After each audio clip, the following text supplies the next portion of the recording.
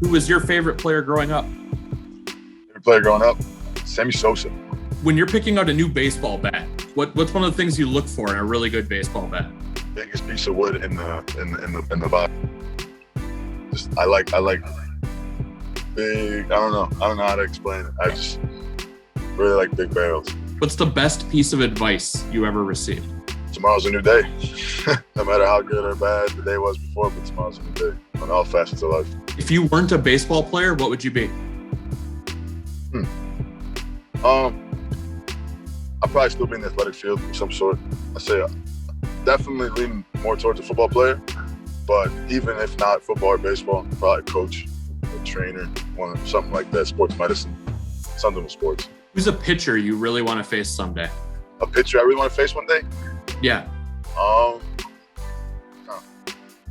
don't know, man. Because I've always wanted to face someone, I guess whoever like the most dominant big league closer is at the time right now. Like that's always been like a thing on like getting a dream scenario where you could do damage against like the best closer in the game. So I mean, I'd say probably Hader, someone like that. Definitely Hader.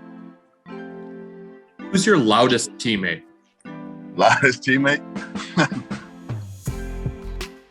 Yeah, between Francis Adamas and Jason Coker, easily. What's a place you've always wanted to visit? Place I've always wanted to visit. Say Bora Bora. I love Bora Bora. Seems nice. If you had to choose, would you rather get the walk-off hit or score the walk-off run? Depends who hits the walk-off hit for me to score, but definitely walk-off hit. All right, so for the story, we're kind of looking back on a bunch of guys who have had kind of unprecedented last couple of years with everything that went down. How did you spend your 2020? Just minimizing mistakes and understanding that bad things will happen, but just not letting them affect the rest of my daily go-abouts. And that's not even with baseball, that's just an everyday wake up with life thing. Just really minimize mistakes and then minimize excuses, understanding like what my strengths are and weaknesses and just flowing after that. So did you go back home for the summer then, or were you somewhere working out? So I was, actually there's a group of us that were in Arizona for that 2019 off season. And we actually, as soon as COVID hit, we were sent back home thinking that it was only gonna be 2 weeks, 3 weeks until everything, the curve flattened. But after that, in Buffalo, I want to say till about July, and I made my ways out to my father lives in New York City.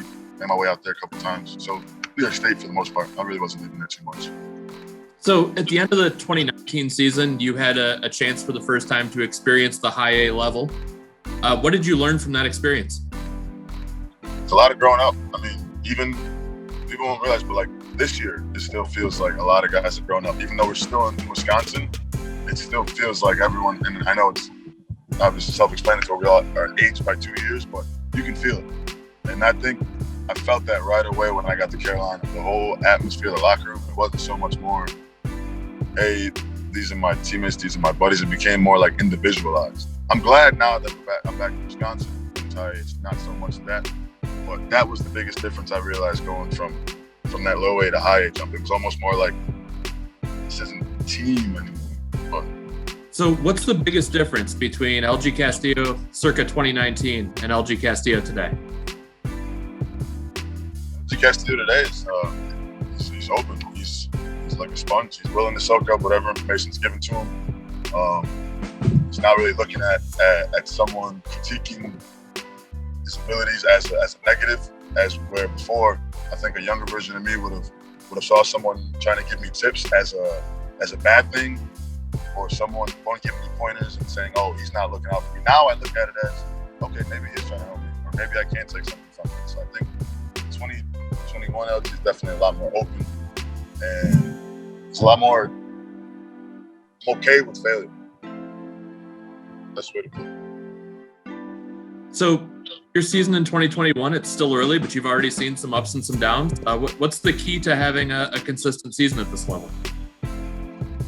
So understanding that there's 120 of them, and that you can have a good 1, good 2, or even a good 10 games. You still got 110 more of those. So really just keep pushing every day. You've had a fair number of memorable moments already this year, but one that really stands out, you were on base when Chad McClanahan hit a home run, that first stand, and you kind of stole the show. You were the most excited guy on the field, I think. Walk me through that moment.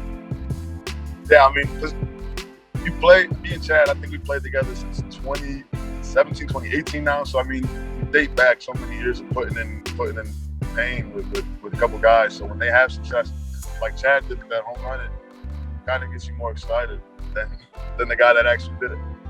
And I mean, any chance someone gets to put the T-Rat chain on, I go crazy.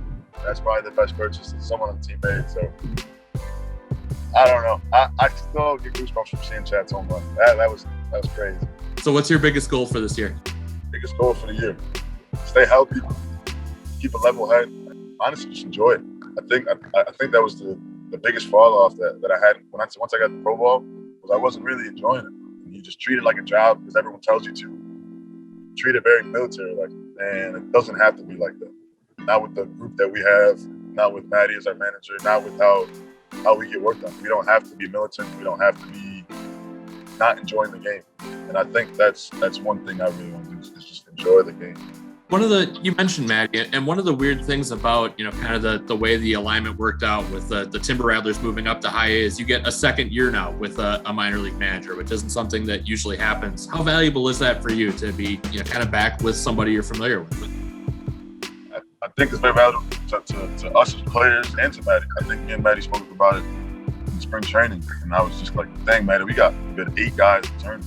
And he's like, I'm not angry about it, and neither was I. I mean, you kind of get a feel of it. You know when someone's not feeling it that day. You know when someone's going through something. You can feel it. I mean, there's a lot of returners. Even the guys that are new now almost feel like they're returners because it's a team that is coached by the players as well. Like, the players just help each other out, so Maddie doesn't have to stress out and worry about it. So where are you guys headed today? Yeah, I actually had the breakfast. I'm not sure the destination yet, but all right, I'll let you get back to it. Thank you very much for taking time with me today. Thank you, Kyle. Appreciate you.